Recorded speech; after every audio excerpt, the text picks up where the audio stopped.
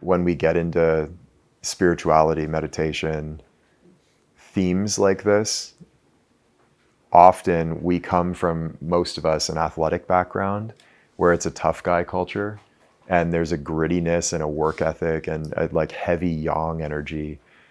And that's all good and fine, you know, to accomplish the goal, Kobe energy. And then we come into spirituality and we think it's supposed to be the opposite. We think it's meant to be all like love and light and hugs and be gentle with yourself and self-care. And it's not that it isn't that stuff, but it's both. Spirituality is the balancing of yin and yang. And I know I sort of discounted, or not lost, but just set to the side a lot of the yang energy, the toughness and grittiness that I had as an athlete. And over the last few years, it's been a process of bringing that back together. And so it's both strong yin and strong yang.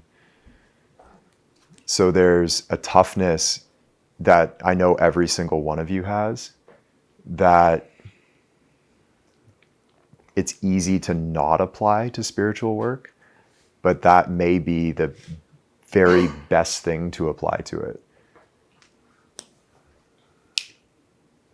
You're allowed to be like tough and gritty.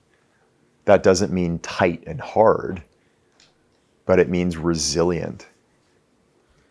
And like willing to battle through suffering, warrior mentality style, not, you know, let me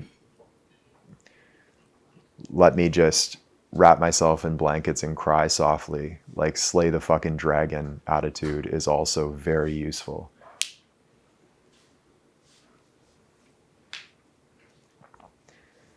I wrote an email a while back when I was in a retreat and feeling just very kind of whiny and like, oh my God, just sitting here in silence, doing all this practice, like that sort of energy.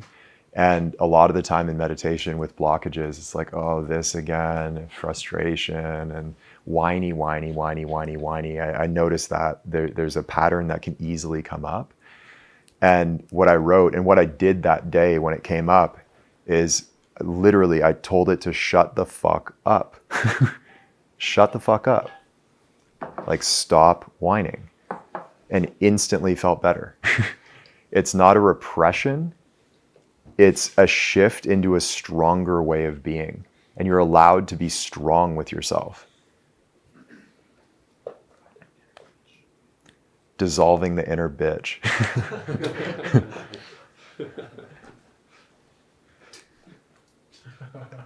That's been very useful for me, and none of this, well, that's not true. One teacher ever has pointed that out to me and guided me through those realizations.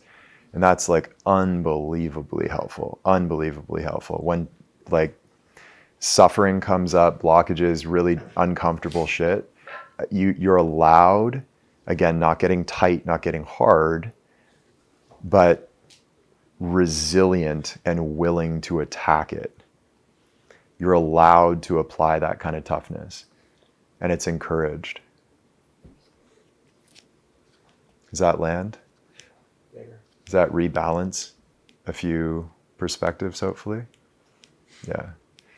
And I know you all have it, so it's easy to say this and like, yo, y'all are tougher than you're letting yourselves be. Dissolve the inner bitch. Dissolve the inner bitch.